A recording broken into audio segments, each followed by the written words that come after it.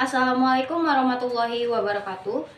Perkenalkan, nama saya Desta Duyani dengan NPM 246101138 dari program studi S1 Manajemen kelas D, Fakultas Ekonomi dan Bisnis.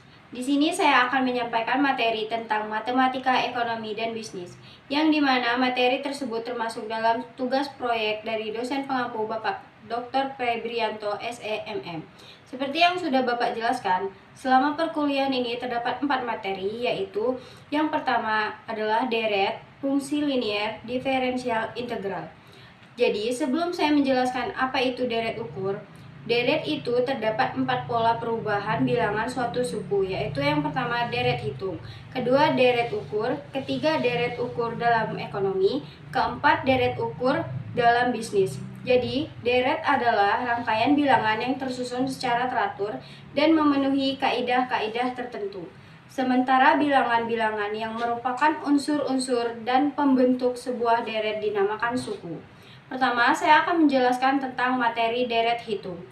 Deret hitung itu sendiri adalah deret yang perubahan suku-sukunya berdasarkan penjumlahan terhadap suatu bilangan tertentu. Dan bilangan yang membedakan suku-suku dari deret hitung itu dinamakan pembeda, yaitu silsilah antara nilai-nilai dua suku yang berurutan, seperti contohnya sebagai berikut. Deret hitung, contohnya, yang pertama 5, 10, 15, 20, 25, 30, pembeda sama dengan 5.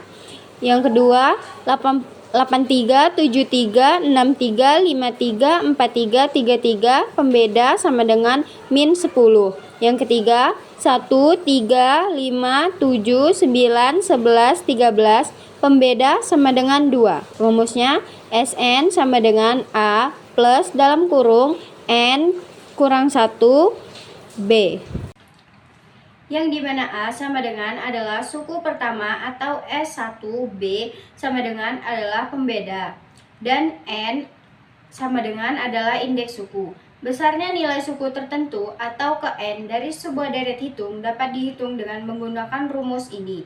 Jika Sn belum diketahui, kita menggunakan rumus yang berbeda, yaitu rumus yang digunakan di sebelahnya. Yang kedua, deret ukur dalam ekonomi. Deret ukur adalah deret yang perubahan suku-sukunya berdasarkan perkalian terhadap sebuah bilangan-bilangan tertentu. Bilangan yang membedakan suku-suku sebuah deret ukur dinamakan pengganda, yaitu merupakan hasil bagi nilai suatu suku terhadap nilai suku di depannya. Keterangan sebagai berikut, seperti contohnya. Deret ukur dalam ekonomi, contohnya 3, 6, 12, 24, 48, 96, penggandanya sama dengan 2. 512, 256, 128, 64, 32, 16, penggandanya sama dengan 0,5. 1, 4, 16, 54, 216, penggandanya sama dengan 4. Rumusnya Sn sama dengan AP pangkat N kurang 1.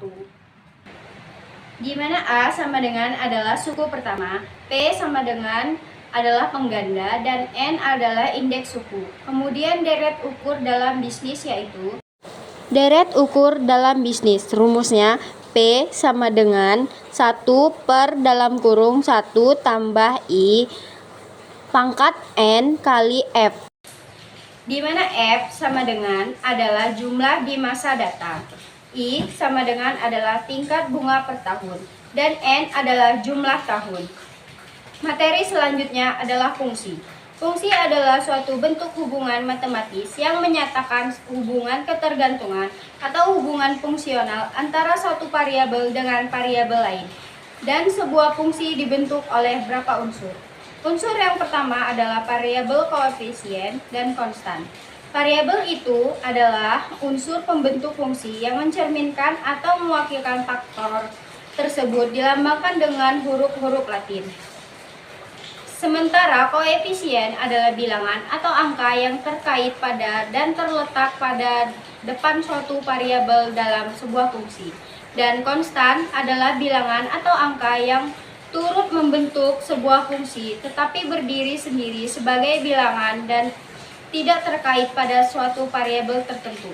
Selanjutnya, fungsi non-linier adalah fungsi yang pangkat dalam variabelnya lebih dari satu.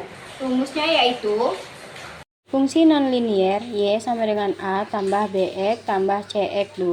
Aplikasi fungsi nonlinier dalam ekonomi. Bila diketahui fungsi permintaan dan penawaran sebagai berikut. QD sama dengan min 7 tambah P kuadrat. QS sama dengan 25 min P kuadrat. Hitung jumlah barang dalam keseimbangan pasar. Keseimbangan pasar QD min 7 tambah P kuadrat sama dengan 25 min P kuadrat. 24 P kuadrat sama dengan 32. P kuadrat sama dengan 16. 16 didapat dari 32 bagi 2. P sama dengan 4. 4 didapat dari akar 16. Sedangkan QS sama dengan 25 min P2. QS sama dengan 25 min 4 dalam kurung kuadrat.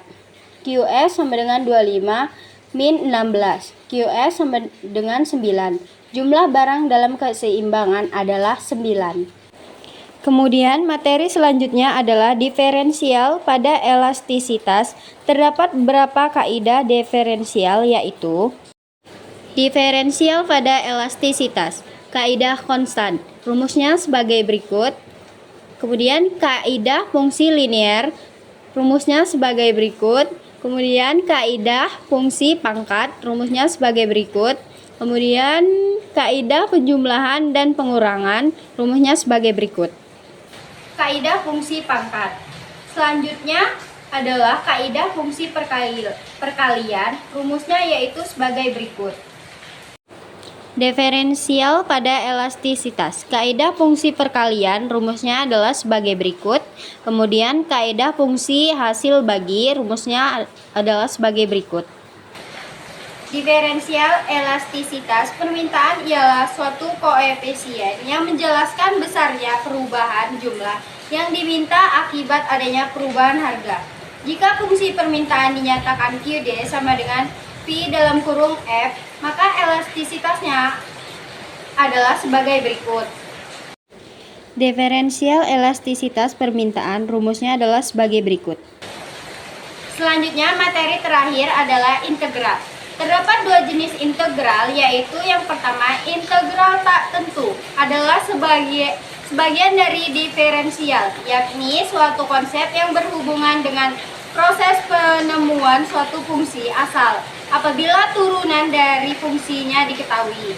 Mengintegralkan suatu fungsi turunan P dalam kurung X berarti mencari integral atau turunan antinya, yaitu P dalam kurung X. Keterangan rumus yaitu sebagai berikut. Integral tak tentu. Bentuk umum integral dari P dalam kurung X adalah rumusnya sebagai berikut. Jika prosesnya dibalik, yakni fungsi turunan P dalam kurung X diintegralkan, maka rumusnya adalah sebagai berikut. K adalah konstan yang nilainya tidak tertentu dalam rumus ini. Tanda integral P dalam kurung X, dx adalah diferensial dari P dalam kurung X. P dalam kurung X disebut integral, dx disebut diferensial. P dalam kurung X adalah integral partikular. Kemudian yang kedua, integral tertentu adalah suatu konsep yang berhubungan dengan proses pencarian luas suatu area yang batas-batas atau limit dari area tersebut sudah tertentu. Rumusnya sebagai berikut. Integral tertentu rumusnya sebagai berikut. Oke, mungkin itu saja yang dapat saya sampaikan. Apabila masih terdapat kesalahan kata, saya mohon maaf yang sebesar-besarnya. Sekian dari saya akhiri. Wassalamualaikum warahmatullahi wabarakatuh.